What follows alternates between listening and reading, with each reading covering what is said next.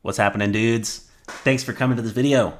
Really quick, I just want to say, before you go away, I am posting my comic, Starfire Helios, that I've been working on for a long time, and I'm super pumped about, and I hope you'll be too.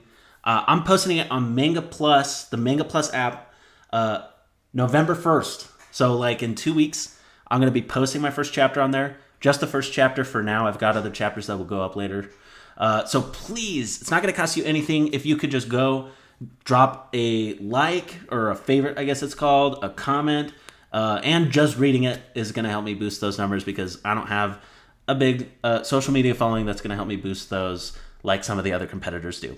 But I trust in the quality of what I'm making. I believe that it is quality content. I think that it'll be able to stand out on the app amongst all of the competitors. So please, if you're able to give that support, then thank you very much. I very much appreciate it.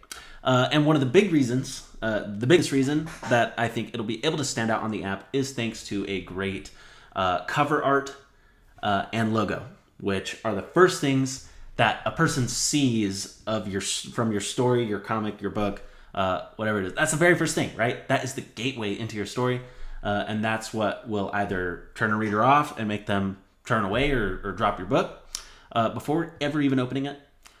Or it's what will catch their attention, catch their eye, and get them to pick it up off the shelf, or in this case, in my case, click on it on the app. More specifically, my manga is going to be going up on the Manga Plus Creators page, which both on the app and on the website, in Manga Plus, there will be a Creators tab that you can click on to go find my comic. Anyway, enough about that. Let's get into the video. So, you've put together a god-tier story, thought out every plot detail, drawn out some sick characters, fighting, action, and drama for the ages. You're on your way to fame and fortune, ready to become the next J.K. Rowling or Hajime Isayama, and now the only dilemma that remains is how to convince people to give your book a try. You know it's good, but no one else does yet. So how do you get them to give you a try? To take a chance on you? 3 things: title, logo, and cover. You know saltwater taffy? It's a freaking amazing treat. I love it. It's one of my favorite candies now. But this is a true story. I always gave it to someone else or threw it away when it was mixed in with my other Halloween candy. Now that it's that spooky time of year. Why did I do this? Well, because it had a crappy presentation. It was just there in a very unconvincing wad of wax paper. No fancy colors, no eye-catching graphics, nothing. If you ask me now, saltwater taffy versus Laffy Taffy? Saltwater taffy all day, baby. But it took me an entire adolescence to discover this because of the cover. Dudes! Don't let your bomb story go unnoticed like saltwater taffy did. So to help you avoid this, let's take a dive into the 3 parts of your wrapper, your story's wrapper, starting with title. So when you're creating your book's brand, the first thing you're going to think of is your name. A few different paths you could take are A, to reference an important place, thing, or event in your title. One example of this is The Hunger Games. B, you could name your series after a character. That's a hugely popular choice. Like Harry Potter or Naruto. C, you could describe the plot in your title. Some examples might be Journey to the Center of the Earth, or That Time I Got Reincarnated as a Slime. Or D, you could reference an abstract idea or emotion in your title. 2 examples of this might be the movie Inception or Bleach. Or you could always do like I did and combine 2 or more of those elements. My story, Starfire Helios, combines options A and options D. The first part, Starfire, is option D, reference an abstract idea or emotion. And the second part, Helios, is referencing an important thing in my story. The type of title that you use for your story should be a deliberate choice. So ask yourself the following questions. What is the most important element of your story? Or what are you most proud of? Is it a character, your setting, an event, a special item? What mood do you get when you say your title out loud. Whatever that evokes in you, the feeling when you say your title out loud needs to match the tone of your story. Here are some alternative titles for the series Harry Potter using the other methods. So Harry Potter obviously uses option B, which is to name your series after a character. But let's imagine that J.K. Rowling went with a different option and tried one of our other strategies to naming your story. So option A, reference an important place, thing, or event. Maybe she could have named it Hogwarts School of Witchcraft and Wizardry. However, that, when you think about it, feels a little too on the nose and might promise academia too much.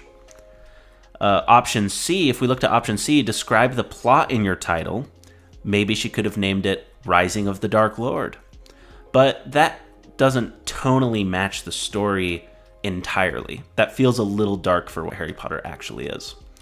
Or option D, reference an abstract idea or emotion in your title. She could have named it something like Mystical Magics, which doesn't really specifically reference anything from the story, but it just makes you feel a sense of mysticality, right? Obviously. But with this one, she might have struggled to stand out a little more with a name like this.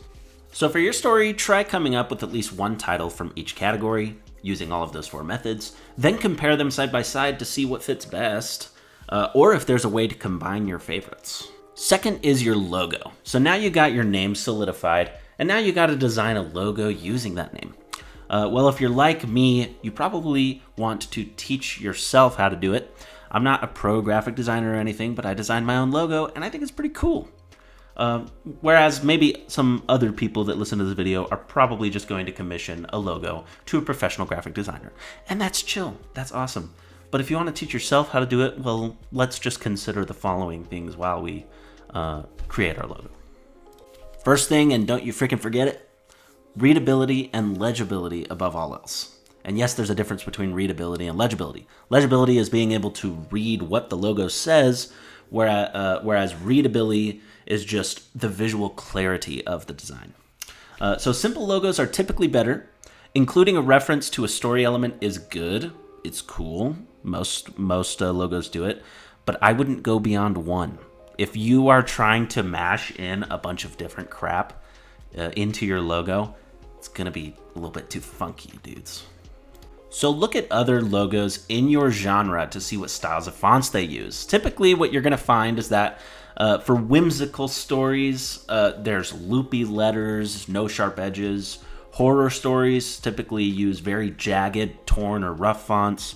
Sci-fi use things like neon, very sharp, geometric, metallic, clean-looking logos is very typical of sci-fi. Fantasy, from what I've seen, they use a lot of medieval visual references, a lot of pointed lettering, very stark contrast between thick and thin parts of letters is really typical in a fantasy font. And for a romance story, bubbly and soft, right? You want to feel soft when you're reading love. Also, just as important as the design of your letters or your font is your color palette. It's not uncommon for logos to be recolored throughout a series for different installments, but regardless, you normally want to create a color palette of only 1, 2, 3 colors, unless you're making a story about rainbows. If that's the case, go freaking crazy. So start by just sketching logos using references. So you pull up your references of similar stories to yours as reference, and you start just sketching logos. Sketch a lot of logos. I probably sketched around 10 logos before I found a direction I wanted to go in.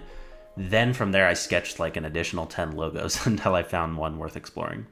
Then after that, I was able to put together a rough logo that I was interested in, pull it up digitally, and use vector lines to clean it up and get it looking its best, while making micro adjustments to make it look more unique.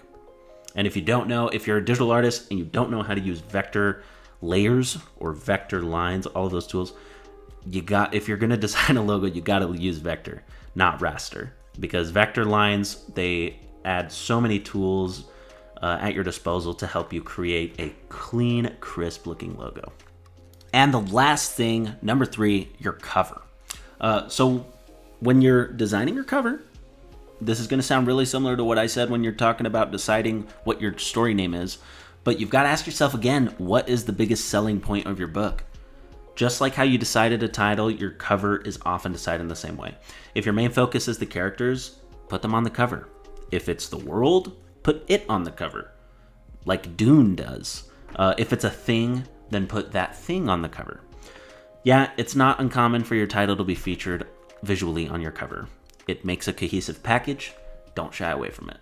Once you know what your cover will be, then it's just a matter of deciding how it's going to be presented. If it's a character, you got to ask yourself, are they sad, happy, angry, pensive? Why, right? Make sure that their mood that is portrayed in the cover matches what their mood will generally be in the story. If it's a thing, is the thing ominous, powerful, mystical, dangerous, ordinary, abandoned, etc.? If it's a world, is the world dangerous, mystical, whimsical, fun, oppressive? Is it lived in or deserted, right? These are the questions you ask yourself to know how you're going to present it visually on your cover. And then you get bonus points, bonus round, baby, for adding visual metaphor in your cover or foreshadowing events in your story in your cover. That's pretty bomb. All in all, you got to give yourself time to develop these three things. Treat them like your freaking baby. Because remember, Laffy Taffy sucks. I'm just kidding, it doesn't suck, but it's not as good as saltwater taffy. But that didn't stop Kid John from eating it all the time and completely ignoring saltwater taffy. The wrapping got me, dudes. They had jokes on there and everything, if you remember. So don't jeopardize the success of your passion project just because you weren't willing to dedicate the time necessary to craft a wrapper worthy of your epic story. So remember, if a good wrapper can get a kid to eat mediocre candy, imagine what a good wrapper can do on a delicious piece of candy. Mwah, mwah, mwah. That's all for me this time, dudes. I don't know about a video next week. I'm going to start crunching. It's crunch time for John right now because I'm going to be prepping my comics release on Manga Plus, like I said in the beginning. So again, reminder, go help a brother out and go check it out on Manga Plus November 1st. And peace, everyone. Have a great week. Bye-bye. Oh, that was a terrible goodbye. Let me try that again. Goodbye, everybody. Oh, crap. That was worse.